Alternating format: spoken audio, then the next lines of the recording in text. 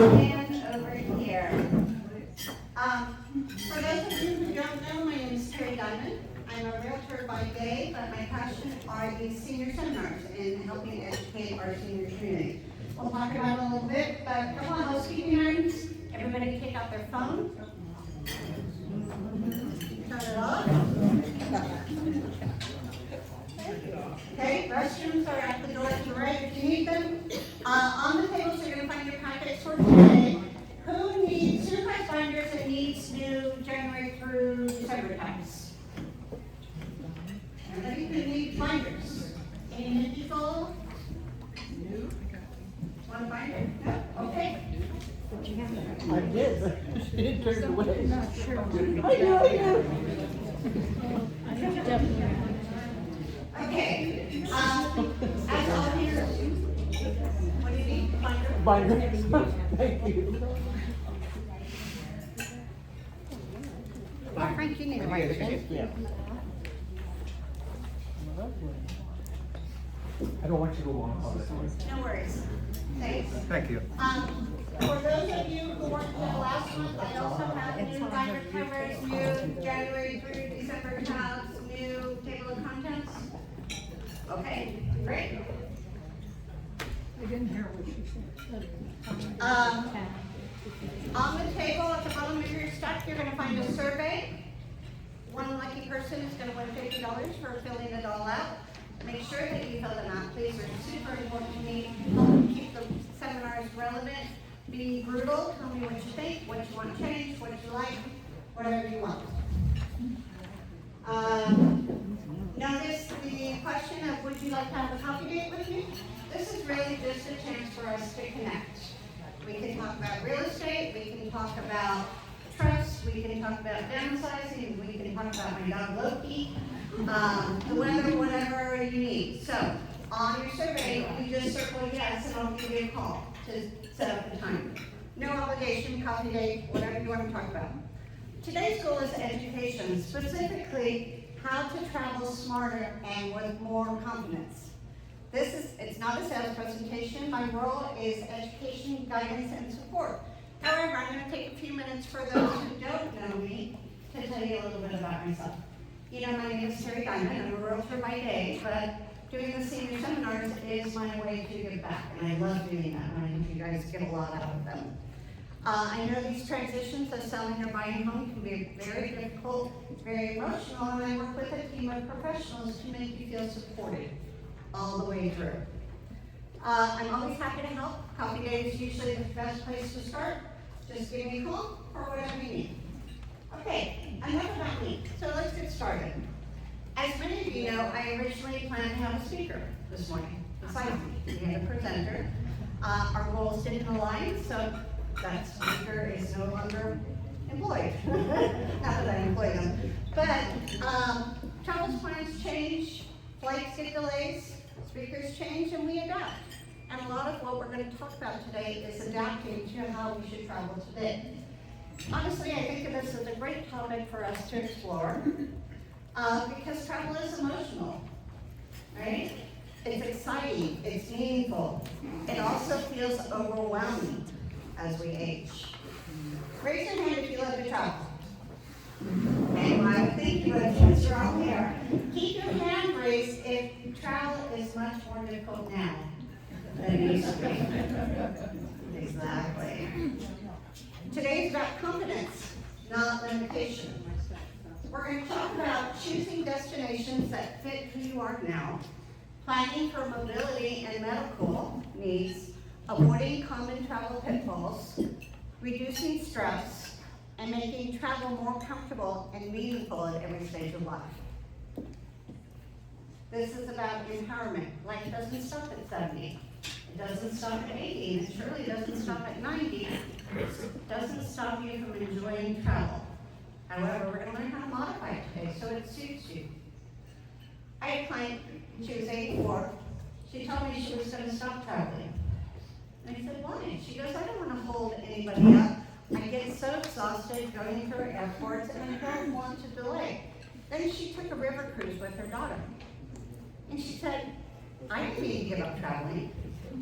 because it was easy. We're gonna talk about tips to make it easier to travel. And river cruises, you unpack once, you take your trip, you pack up when you're ready to go home.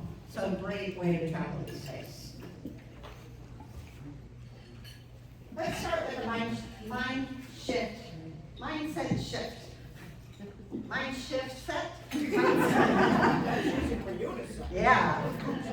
The travel mistake we make as we get older when we're planning a trip, we take, instead of a trip, the biggest travel mistake we make as we go older is planning the trip we used to take, okay? Instead of a trip that fits who we are now. It's not a decline, that's wisdom, understanding what you need. Ask yourself before booking, how much walking can I do? Okay? How do I tolerate heat? Do I need easy elevator access? How important is easy bathroom access? And how long can I comfortably sit on the plane?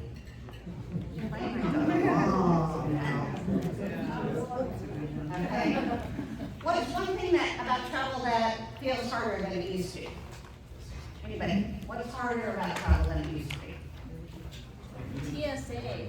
TSA, especially now, okay? Go on the website, find out what is acceptable, what's not. They don't make you take off your shoes anymore, which is nice. Who here knows what pre-check is? Okay, good. Pre-check, it's totally worth $100. A lot of credit cards give it to you free. You have to make a trip to a major airport to get interviewed for 5 minutes by a government employee. And then you have pre-check for, I think, 5 years. Yeah, so really handy. If you don't know what it is, It's Ventura or San Luis Obispo where they have the okay, machines. great. I had to go to LA. So I drove to LA for an hour and a half, spent 5 minutes at the office, drove home. So Ventura's, San Luis Obispo, great alternatives. What makes destinations senior friendly? Anybody? Okay, I have a whole list. Direct flights. Now I know you can't really fly anywhere directly out of Santa Barbara. Okay, you have to make a connection, but there's also the Airbus, which is something that could be easier than making a connection. Who here's taking the Airbus? Okay, it's great, huh? I think it's $50 each way. They pick you up here at Liquor Plaza or throughout the county. You get on the Airbus, it's a really easy ride. You can read, you can take a nap. They drop you off at whatever terminal you need. Highly recommend it. And they go to the cruise ship port. Ah, I didn't know that. On the day of arrival or departure, and they require 2 people at least, but and it's the same price whether they drop you. The bad part is that they pick up like at 11 o'clock after you're made to leave the cruise ship at 9, and you might be standing in the rain. Good tip. So, check them out. You need to write a cruise report, then call them and find out what the deal is. Other things that make senior friendly, mild climate. Who doesn't tolerate heat as well as they used to? And every female hand goes up. Strong healthcare access. Compact layout. What do I mean by compact layout? Walkable. Walkable. So walkable town center.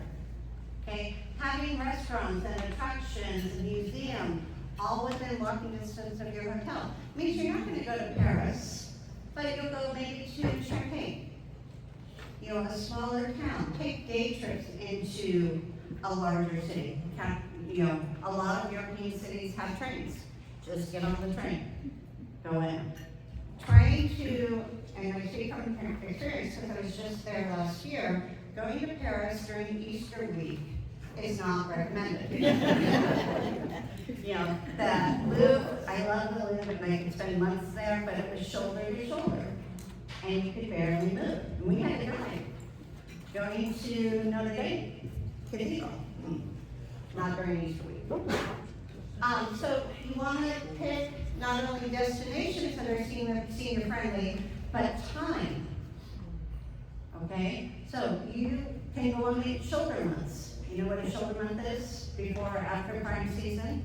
You can go to destinations. I'm reading all these articles in Travel and Leisure about how crowded major cities are.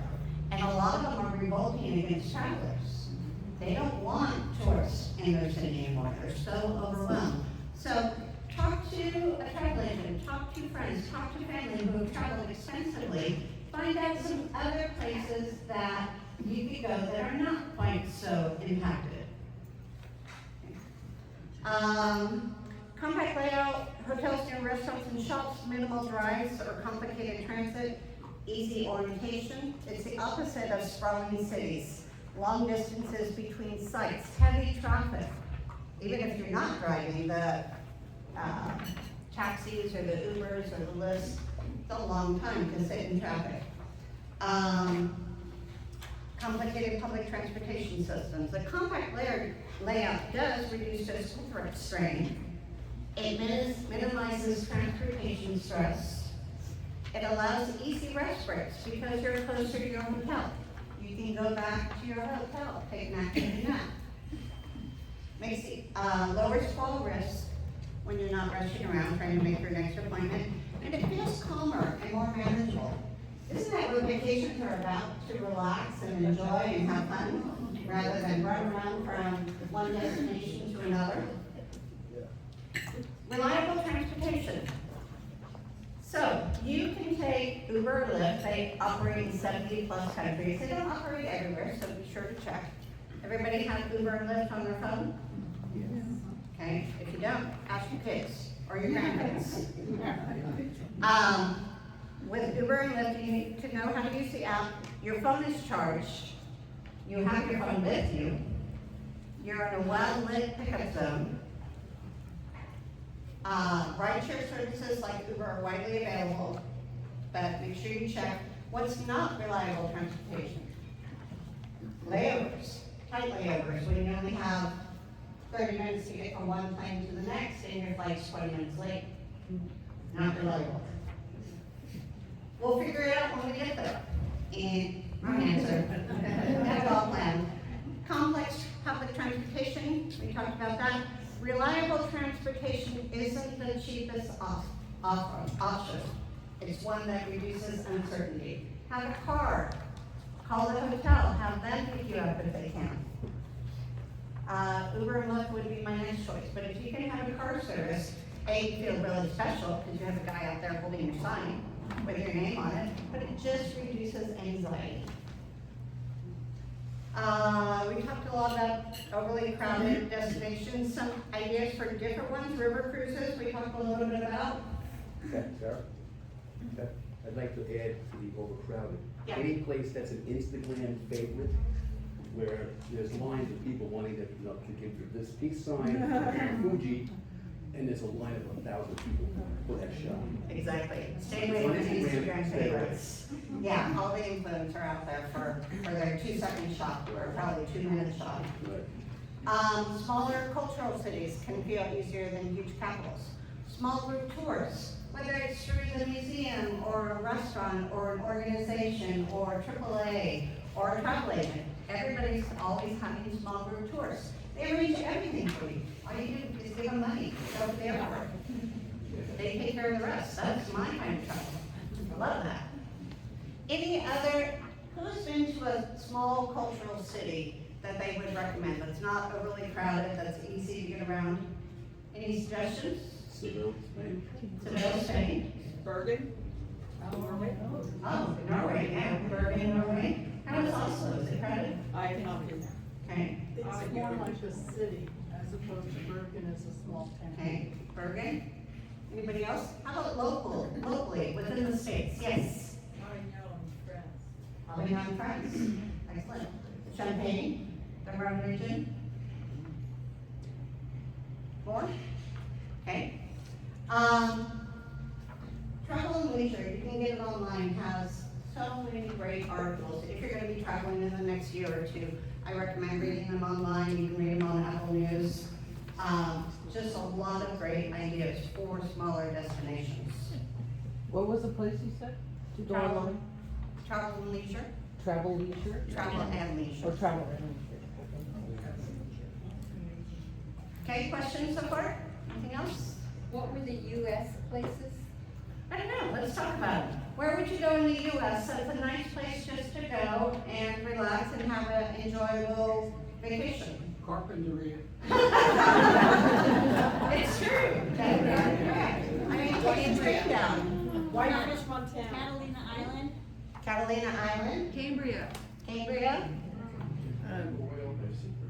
Punta Gorda, Florida is where my brother lived, but don't go during hurricane season. okay. It's Yeah, a darling little anywhere on the East town. Coast during hurricane.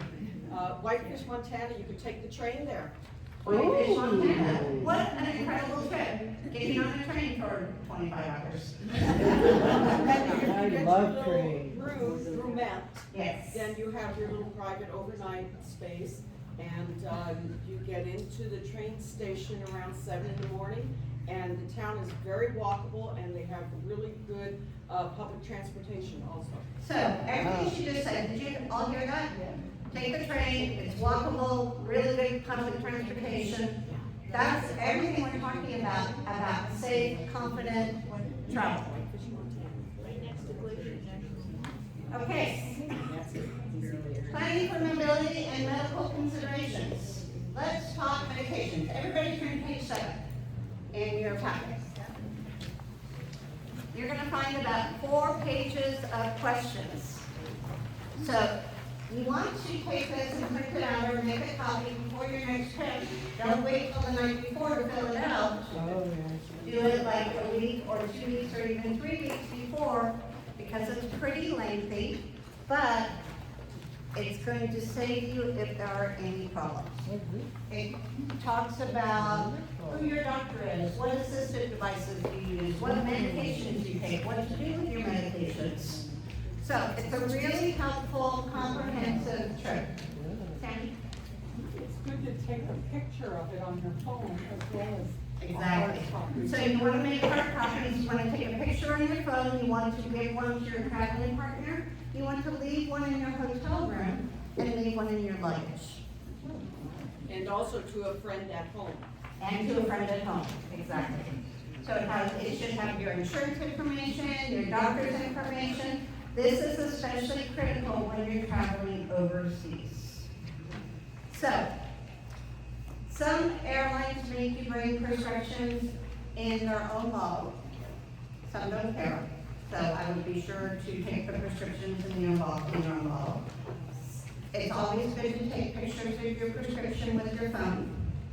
If you go onto my chart, or my health summary now, it will list all your medications. You can just print that out, take it with you. You want to list any assistive devices, if you wear hearing aids, if you need to take an inhaler. Everything is very comprehensive. That was what I was gonna ask you. So go through that list. I think I got everything on there. If I don't, then let me know and I'll be sure to add it. Terry, Yes. has anybody here had to show their medications in the bottle? Has anybody come to show the medications in the bottle? Okay, one. And where were you going and what airline? South America. Okay, South America, that makes sense. Did they question the intensity of it? You just had to have things in the right bottle. They said it had a prescription bottle that was unopened. Oh, wow.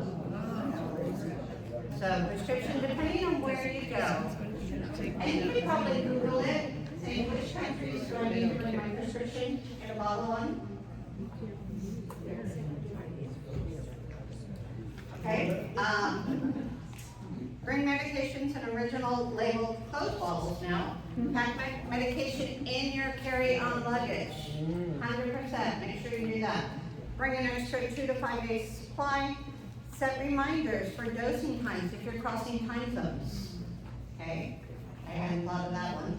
Photograph medication labels with your phone. Research medication rules for international travel.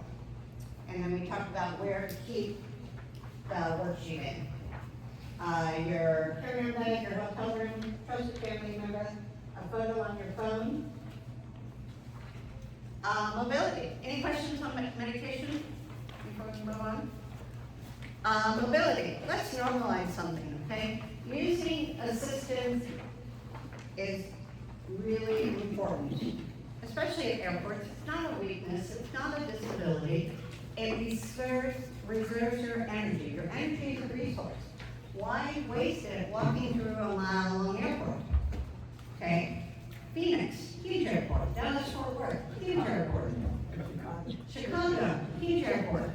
Okay? So, trust me, I know it's a lot easier to take a wheelchair.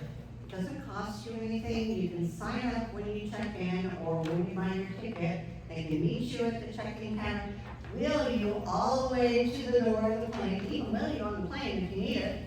And then when you arrive at your destination, it's the same thing. No cost, tip is nice, do that.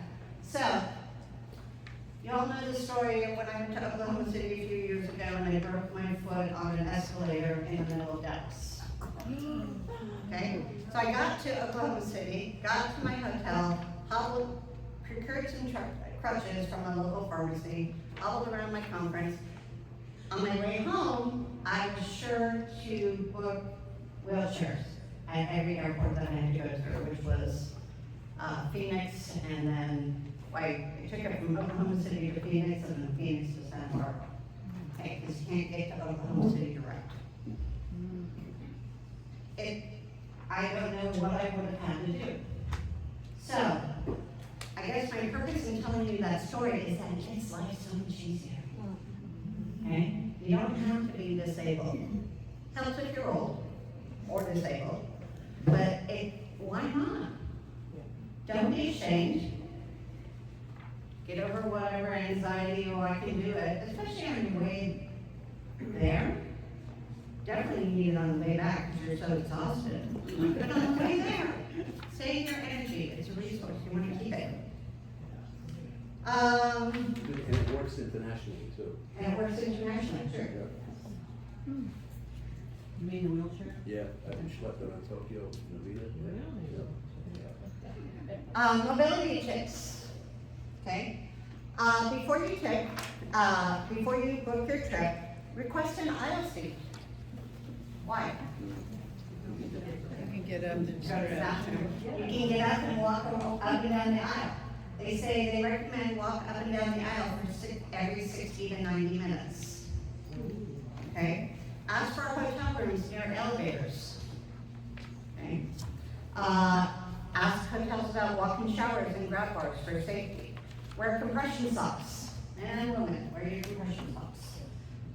Supportive walking shoes and hydrate more than you think. Don't start drinking cocktails on a 12-hour flight. Lesson learned. Small decisions before your trip can make a big difference. How do you feel when you arrive? Okay, so during your flight, we talked about standing or walking every 60 to 90 minutes, stretching your seat. On pages 17 and 18 of your package, you're going to find a couple of pages of in-seat exercises. If you're on a long flight, do these every hour or 2 hours or really good. And if you don't want to walk up and down the aisle, then definitely do these exercises. Safety and avoiding common pitfalls. Let's talk about realities. Most senior travel issues fall into predictable categories. Falls, dehydration, overexertion, scams, and fatigues. Falls increase in unfamiliar territories. Okay? You don't know the streets, a lot of cobblestones in Europe. Just be really careful. Bring a walking stick or a cane if you're unsteady. Next page. Simple preventions. Wear stable shoes. Crossbody bags are important because of all the pickpocketing in Europe. Never rush downstairs. And slow down, especially when you're tired. We're going to talk a bit about scams today, and then next month, the whole seminar is on scams, by the way. Unfortunately, travelers, especially seniors, can be targeted by scams in tourist areas. The good news is that most scams rely on distraction, confusion, or pressure. and it's easier to avoid when you know what you're gonna look for. Distraction scams. Somebody's walking down the street, they accidentally on purpose spill coffee all over you. Okay, and they have a bunch of napkins in their pocket, and they're gonna start patting you down, and your wallet is gonna go missing. Or your watch, or your phone. Okay, that's one of the big ones that they use. Helpful stranger scams. Someone may insist on helping you with your tickets, or your luggage, or your money exchange. While some people are generally kind, scammers use this tactic to gain access to your belongings. Your watch, your phone, your wallet, your passport. So a crossbody bag, the body that lives in the front of you, with zippers, not pockets. Okay. So it's easier to reach into a pocket and you won't even know it. They're so good, they'll just kind of like walk by you and just, and your wallet's gone. Okay? Taxi overcharging. It could look like a taxi, it could drive like a taxi, but maybe it's not. Always use official taxi lines or rideshare apps. ATMs and credit card skimming. That happens here, it happens all over the world. Many of these things happen here, so just being generally aware, and especially when you're on your trip. Use ATMs inside banks or well locations. Make sure you cover the keypad. Fake officials. They'll ask to see your passport. A clue is that if they want to hold it, that's not good. Rarely do real officials want to hold your personal belongings. So, if they say, give me your passport, if you want to show it to them, that's fine, but don't surrender it to them. Simple ways to protect yourself, use crossbody bags, small amounts of cash. Okay? What I like to do is not go to a currency exchange unless you go to your bank, but use an ATM over there. You don't go every other day, just pull out the cash that you need. Keep wallets in front pockets or secure bags. Avoid displaying large sums of money. And just be aware of your surroundings. Helpful rule is that if something feels off, just stop and take a step back. Okay? There's great travel wear. Captain Ken sent out zippers inside of zippers inside of, I forget the company, but if you look up travel wear, man, they're fantastic. They've Yep. got pockets inside of pockets, all zippers. Yeah. Really well against it. And are they the front ones? Are they the front crossbody ones instead of the No, backpack? we're talking about slacks. Slacks. Oh, Yeah.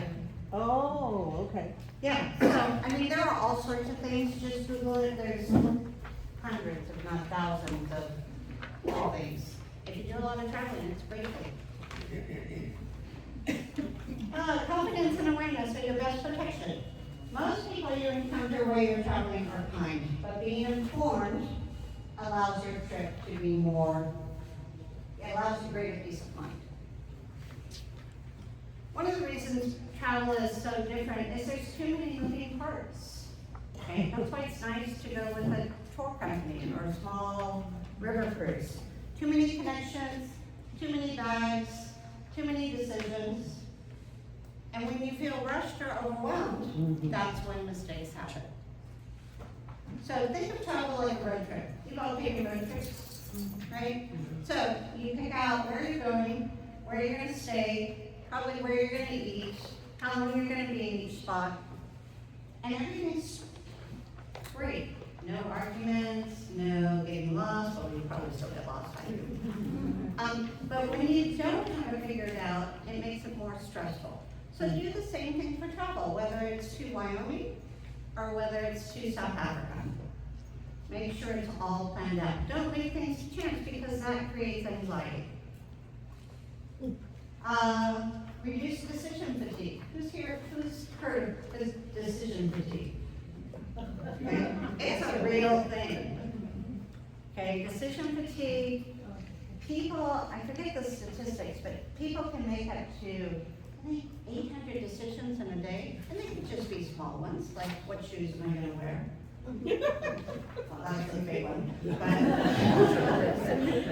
But, and Decision fatigue is real, and if you have it all printed, or all planned out, it saves you from becoming tired and frustrated.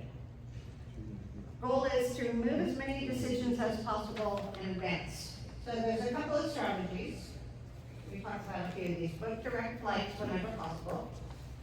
Yes, they may cost a little more, but your direct flight eliminates missed connections, rushing between terminals, and stress of wondering if your luggage is gonna make it. Okay? For many travelers, one direct flight is far more valuable than saving a couple $100. Stay at least 3 nights in one location. You can go, you can unpack, you can enjoy the city, and then after the 3rd night, get up early, fresh and relaxed in the morning, and run to your next destination. Constantly packing and unpacking is exhausting. Pre-book your airport transfers. Okay, call a car service. It's fancy, it's not that expensive, and it makes life easier. Your driver will already know your name, your arrival time, your destination. It eliminates stress. Print your itinerary. I know we all have phones and we all have our itinerary on your phone, but sometimes phones disappear from all those pickpockets. Or just you jet lagged and you. Jet lag. Realize you dropped it. Or battery dies. Okay, find my phone, may or may not work. Works around my house, but, you know, if you lost your phone on the plane and your plane's on the way to Bangkok, you're out of luck. Okay, so print your itinerary, flight numbers, hotel addresses, confirmation numbers, emergency contacts. Should have all that on your printed itinerary. Use one credit card throughout the whole trip. That way, if for some reason somebody at the restaurant stole your number and started charging, you're able to spot it sooner. But bring an extra credit card and leave it in the hotel safe. They say put a shoe in your safe, and that way you won't forget it.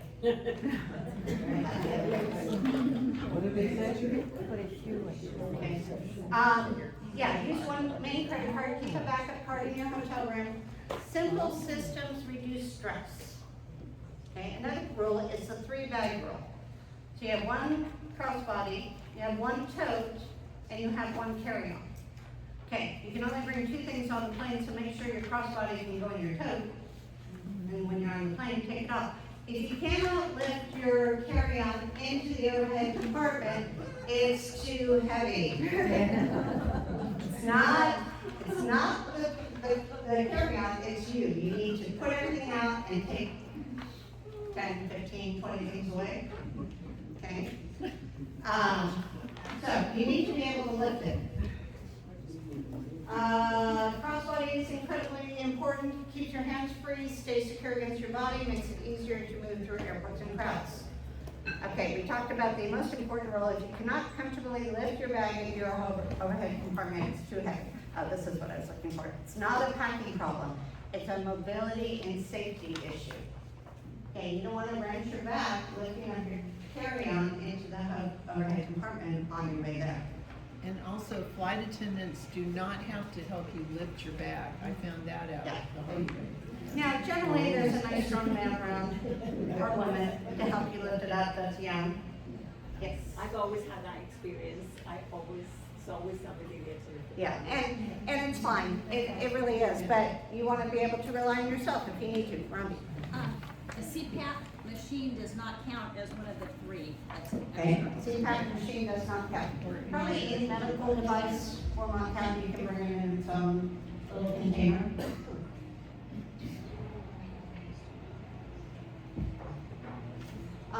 Let's see, if you're going on a much longer trip, like our friend Deanna, she's on a 30-day trip, she brought this up to me. She pre-ships her luggage, okay? Because, yes, one carry-on, one tote, and a crossbody wouldn't hold me for 30 days. Even though I tend to pack really light. Plus, you don't have to deal with it the whole trip there. So in the back of your packet, there's a more detailed explanation, but FedEx and UPS and various other carriers will pick up your luggage, take it to your destination, whether it's a cruise ship or a hotel. Actually, really nice if you're going on a long trip. Wow. I belong to a ski club, and a lot of people in the ski club would do that. They would ship all their ski equipment ahead of time, so they wouldn't have to lug it through the airport and register back. Yeah, so, big equipment, your golf clubs, your skis, your scuba equipment, that can all be shipped ahead.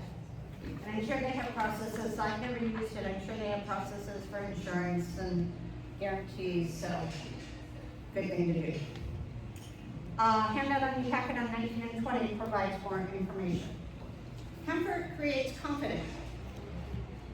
When logistics are simple, something wonderful happens. You feel more confident. You can experience new places, meet interesting people, eat new food, okay, and create memories when you're not all stressed about where you're going to go next or how do I get there. So the smaller towns are really a great thing because it's not as stressful. So instead of planning the trip we used to take, plan a trip that's good for you now. The goal of the travel is not just to arrive somewhere, it's really to enjoy the journey. Go back to packing for a minute. What's one thing you absolutely have to pack? Passport. Portable charger. Portable charger. I actually do a air tag in my luggage. An air tag in your luggage. I have one on Loki and I have one in my luggage. What else? What's a crucial thing you should pack? Maybe noise canceling headphones if you're going on a long trip. It's always a good thing. Portable water bottle. Never go anywhere without mine. What's that? And passport. If you I'm go sorry. international. Internationally, what? Well, passport. Passport? If international. Yep. Travel pillow, have you? Oh. Travel pillow, personal blanket. I mean, those are all nice things. Do you have to pack them? No, but they will make your trip much nicer. Except for your house where you have to pack that. How about something you absolutely needed to have and never used? Your medicines. Yeah, everything I didn't catch that. that something you packed that you absolutely thought you needed, but you ended up never using. Extra clothes. Clothes. Really? Extra shoes. So lay out all your stuff, mix and match, get rid of half of it. Okay? Travel insurance. Somebody was talking to me about travel insurance. Yes. So, who here uses travel insurance regularly when they travel? Ah, good for you. Okay? Travel insurance is important. Okay? Do you know that Medicare does not work when you're traveling internationally? Okay? So, travel insurance. When everything goes smoothly, it may feel unnecessary to have it, but when plans change unexpectedly, travel insurance is designed to protect you and your finances and your health. This might include things like illness before departure. This was a big one back when COVID started. A medical emergency during your trip, trip cancellation or interruption, lost or delayed baggage, and emergency evacuation. Who knows what emergency evacuation is? Okay, it's when you get sick, and if you're on a cruise ship, and they don't have the ability to travel or to take care of you, they'll send a helicopter out to the ship or your next destination, take you to a hospital that can treat you, or even back to the States. It's not just a cruise ship, it's destinations. I just have a question, out of all of you who purchased insurance, how many of you needed it? 1, 2? 2, 3. That's good enough for me. 4. The second question is, how hard was it to collect that money? Oh. Good question. There's a lot of paperwork involved. So, And pre-existing conditions and. yeah. So you have to read the small print. Craig, small print? Susan? That's it, fine print, Oh. I'd not like, what we expect. Go ahead. I'd like to recommend a source for finding your insurance. What is it, who? It's called Square Mouth. Square Mount? A very funny name, but if you go there, you can find all kinds of choices and the amount of insurance you want. And I have found my insurance that way every time. So Is it's it- called Square Mount? Mount or mouth? No. Square Mount. Square mouth? Okay. There's, Thank Have you been you. able to collect on it? What? Have you been able to actually collect on this? On the insurance, yes. Yeah, on that particular square name? okay. There's also credit cards. American Express Platinum provides all the travel insurance. Yes. My husband and I have traveled before just insuring a single trip, but it was suggested by friends of ours who travel more extensively that in a year where you think you're gonna do more than one major trip, to get annual travel insurance because it is cheaper. Great, I hadn't heard of that. So annual travel insurance, if you travel frequently, more than once a year. Oh. That's a really good idea. Yeah. Okay. Diane? Let me throw this out here because many of us are a bit aged. My stepmother fell at the Acropolis and broke her hip. And they always got the best insurance, travel insurance. She had her hip replacement by one of the doctors who handles the Greek Olympians. Hip replacement, a nurse flew in and brought them back to San Francisco where an ambulance took them back home. And what was it, I don't know, probably maybe $1,000 of insurance, could have been less in those days. And it was worth every penny. And if you, insurance, you hope to God you'll never use it. Yeah. But don't skip on it. Don't skip on it, exactly, and get some type of insurance. The important ones, I think, is medical evacuation, for exactly that reason. Lost luggage, maybe would be important. I mean, it changes for everybody. Trip cancellation, if the trip gets rained out, or there's a hurricane, or, you know, on the cruise ships especially. A war. A war. Yeah. Wait a minute, that's, in most travel insurance Wouldn't be covered. policies, war is not included. That could be it. Small print. Okay, acts of God. Or acts of God. Or acts of God, yeah. Is war considered a natural god? That's who's God. Yeah, I'm not gonna go there. Okay, for many travelers, the most important protection is medical coverage while away from home. And we talked about Medicare, not valid internationally. So if you become ill or injured while traveling internationally, these expenses could be entirely out of your pocket if you don't have insurance. Hey, question, why does my Medicare say my out-of-country expenses are limited to $50,000? Okay, so they may cover it up to $50,000. point. It's Medicare, it says that. Okay, so you may have a special plan, I don't know, just a regular Medicare. Okay, so let me just say, they'll cover up to $50,000. If you have a serious critical injury. Is that your supplemental plan? No, it says in Medicare. Okay. So how many expenses? Running more than $50,000. Broken hip. The ambulance, the transportation, all of that. Hospital bill, yeah. But the Medicare additional insurance that you get on a supplemental, that tends to cover also. Okay. Oh, very good. Well, I apologize, I was misinformed. Very, So, very good. That's good. Check your plans. Yeah. Okay, back to credit cards, there are some credit cards that will cover my American Express Platinum provides travel insurance provided I pay for the trip with it. So you can't get medical insurance through Chase and then put it on a different card. You have to use their card, read the small print. Okay, put your glasses on, because I can't read it. So, let's see. I think we covered all that. I have a comment. Yes. My husband and I took a cruise to Mexico, in November, and in the dining room, my husband here tripped on a baby stroller wheel. And it happened on board the cruise ship. and it was pretty major, he had a lot of, he looked horrible. He looks great now. But anyway, what happened was he had to go to the emergency room, the doctors were really good, they had 6 doctors on board, I think it was. But when it came to the bill, there was no charge. Oh. And when we questioned all of that, the doctor said, well, here's your good news as you disembark. It happened on board the ship. If it had happened on land, it would not have been covered. But I think that they were probably just, and we had to be interviewed by the security officer.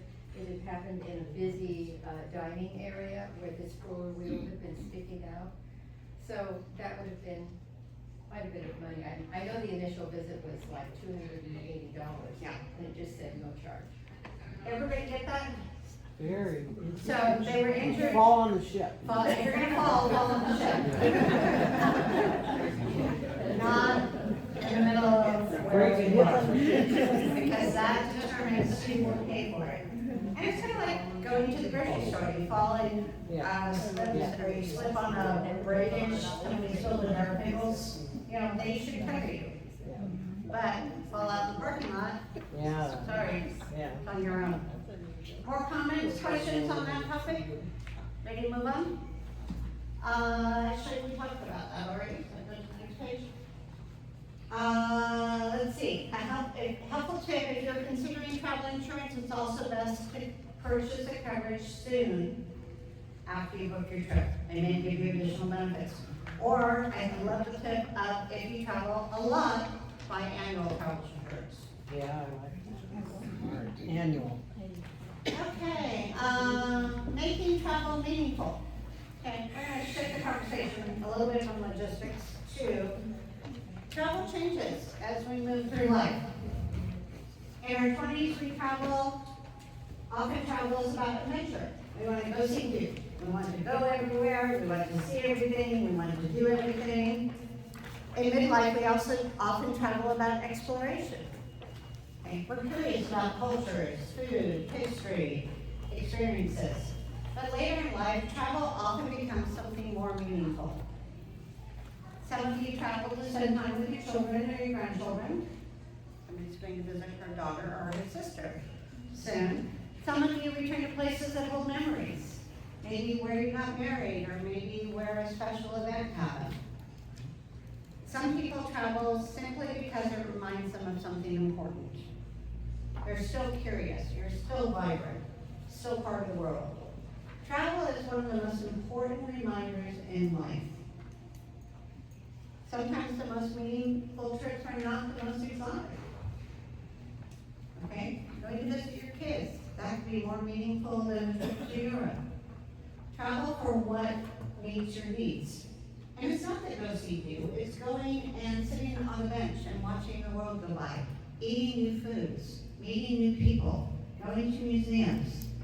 You don't need to go 100 miles an hour. Oftentimes I hear people taking trips. They're going for a week-long trip and they're going to 5 cities. Seriously, those are the people in their 20s or their 30s. We cannot travel like that anymore. Okay? Trips where you feel present. Meaningful travel is not about how far you go, it's about how deeply you experience where you are. Couple of closing thoughts? I'm fast today. Robbie? We just got back from Mexico and we're going again in a couple months. And we're gonna stay the first night at an airport hotel, just to kind of get our jet lag over before we do anything. And what I found out is you need to call the hotel to get your free transportation, but you need WhatsApp on your phone to do that. So that was like a new thing for us. That's a good point. WhatsApp, which is an app similar to like Messenger, is an app that they use internationally, more so than here. And you have to use it on Wi-Fi. Yes. Only on Wi-Fi. Only on Wi-Fi. So you can't just drive down the road and use WhatsApp. Great to know. Joe? When it comes to medications, if you're used to using OTC over the counter, Right. OTC here is not necessarily available OTC somewhere else. Good point. Over-the-counter medications here are not necessarily available anywhere else. It's more likely you're gonna go to somewhere else and get better OTC than you will get here.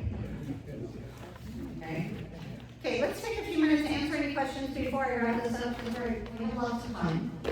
And I apologize again, I had a few days to prepare, so I didn't get the whole speaker. Yes? So I just went on a trip with my two Denver daughters, and they both have American Express in them. And so we got to go into, I forget what it was called, a room where they had a lounge, where they had free food in there. Yes. It's wonderful. Airport lounges are wonderful things. And they have, She said, my sister-in-law. So I wish I would have got American Express years ago, just for traveling. So, American Express Platinum is a great credit card. It has a hefty annual fee.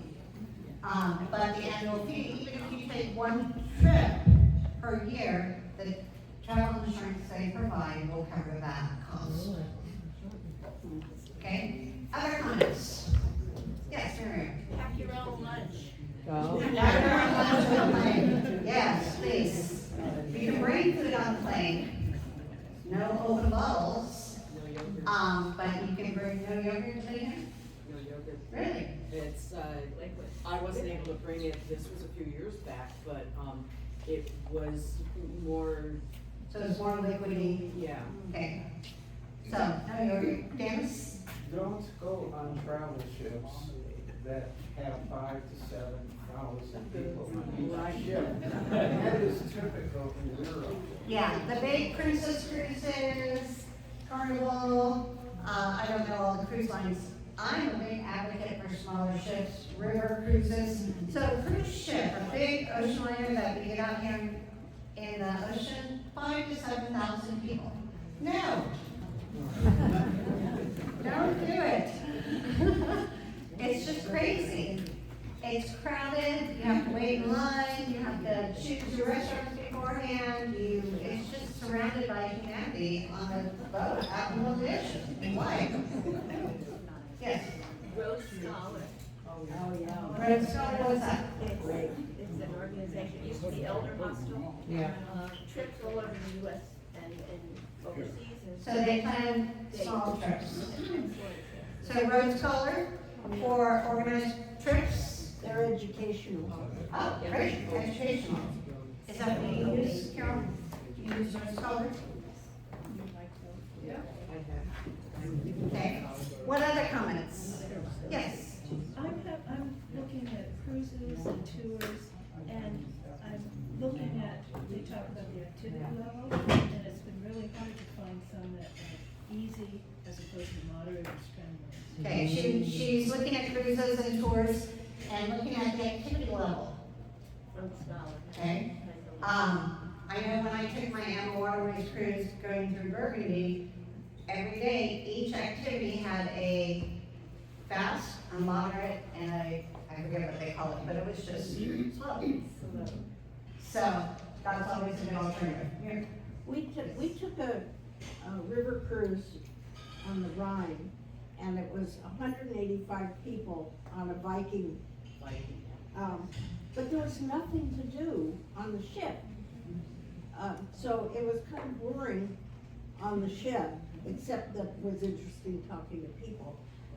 You had to go off the ships in order to have things to do. So that's an interesting point. River cruises, they're smaller, 140, They didn't have 180 people. There was no entertainment. I think a lot of it depends on which cruise you're flying on. When I went on Amber, they had onboard entertainment. But really, we were never on the boat that long. You know, oftentimes we go on the boat for dinner, we'd be traveling to our next destination. A lot of the traveling was done at night. So then we hit the next town and got off and did our things. Brandy. If you don't want to travel internationally, I highly recommend American Cruise Lines. They do it's a river cruise, but they do all the cruises in the United States. Okay, American Cruise Line does domestic cruises. Also the train. River cruises. River cruises, yeah. Train is a great way to see the country. If you don't want to get on a plane. American. Frank? Yeah, in case you have a medical condition that may flare up during your trip, might be a good idea to take a copy of the last report so that it's there, so if you have to go to emergency, they can see Right. exactly what your condition is. So that would be the thing to add to your medication checklist. You know, if you did sick, you bring the information with you. Margie, I see you give me one thought. Also in the back of your packet, you'll find a comprehensive packing list. So it's also multi-pages long. Use it, pull it out, print it out, use it again. Margie? Yeah, we took an almost 18-year-old granddaughter on a Viking river cruise, and the next youngest person was 32. Yeah. River cruises are people our age or older. Yeah. Yeah, I found that, and we adapted to what suited us. Yes. Another really interesting train trip is the Rocky Mountaineer. Oh. It's a privately owned company, family-owned company, and they're basically on the west coast, and they have a couple different loops that they do.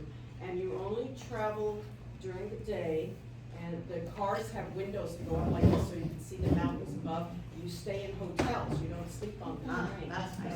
It's a little pricey, but it's a 5-star trip. It's Rocky Mountaineer. The Rocky Mountain Train trip up through Canada. And does that leave from here? How do you get there to Canada from here? All, let's see, I think we flew up Amtrak? to Seattle, from Santa Barbara to Seattle, and then there's an Amtrak that goes into Canada, and then you can pick it up there. Okay. Or you can fly to, I forget the name of the city. Vancouver? Anyway, Okay. I highly recommend it, I'd love to do it again. Really? They have trips out of Denver. They have trips out of Denver. Oh, yeah. Okay. Kristen? A question, someone over here earlier mentioned something to do with insurance, and we couldn't quite hear it, something about square mouth or square, Yeah. what was that? You got it, square mouth. Square mouth. Square mouth, like mouth. Yeah. SQUAREMOUTH.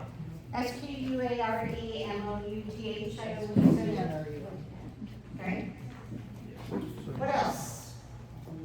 Yes, Bruce. We thought we were being smart coming back from Cancun to come right into Santa Barbara late in the day with a fairly long layover in Phoenix. I think you mentioned that earlier. A couple things we found is the transition from the flight that comes in from Cancun to get to the terminal to go to Santa Barbara was a long, long ways and very confusing. If we hadn't had help, I don't think we would have made it because it was a totally different place with a long, long walk. Yeah. And maybe everybody's used to that, I don't know. But we've given the whole idea a second thought to just direct LAX into LAX and then home from there. And then when we got into Santa Barbara, it took us a while because I had a walker and using the restroom. And so when we got to the luggage claim, it was dead. There was nobody there. You know, Santa Barbara doesn't have the rotating things, they have the gates that come down. And we sat there for a long time waiting for it to open up, and it never did. And what we realized later was that we took so long to get there, everybody left, they closed the gates, and there was nobody to talk to. So we finally got somebody, and she said, "Oh, I have it in my office." And so they cleared it out. So you gotta find somebody to ask. There are many things that can and will go wrong. Some of them are avoidable. Santa Barbara late at If you're night. late flight at Santa Barbara Airport, then no, your luggage may be in somebody's office. You know, and that experience, it's working with the travel agent, it's doing research before, just trying to prevent these things from happening. And they're still gonna happen to everybody, no matter how well you plan your trip. Okay, what else? Yes? I went on a cruise, through a company called Uncruise, and Uncruise has very, very small ships. And we went to Alaska, and you can go and do one out of go to Hawaii. But the trips to Alaska from here, fly to Seattle, and then handle all the rest of it. And the one thing, just to bring some of this together, they had 3 different levels of activity that you could spend. You knew you were going on a kind of activity-based something, but you could be on the skiff, you could be on the hike, you could be on the scuba. Each day, you got to decide whether you wanted to see the bear or not. Whether you wanted to come You mean the down bear in the south. airport? So, Oh, yeah, okay, so I'm gonna wrap this up here. Uncruise is another small trip company that is worked well. Okay, Uncruise. I wanna leave you with this thought before we wrap up. Travel at this stage of life is not about keeping up with your younger self. It's about honoring the person you are today. And that person deserves to travel in a way that feels safe, comfortable, joyful, and connected. With thoughtful planning, travel can continue to be one of the most rewarding experiences in your life. Your world does not shrink as we age. What actually happens is something much more interesting. The way you travel will evolve. Your pace may slow. Your priorities may shift, but the richness can actually grow just by slowing down and really taking the time to be wherever you are. Okay? I'm done with my philosophizing. Any more questions? Gift cards, time for gift cards, for those of you who are new, know that a giveaway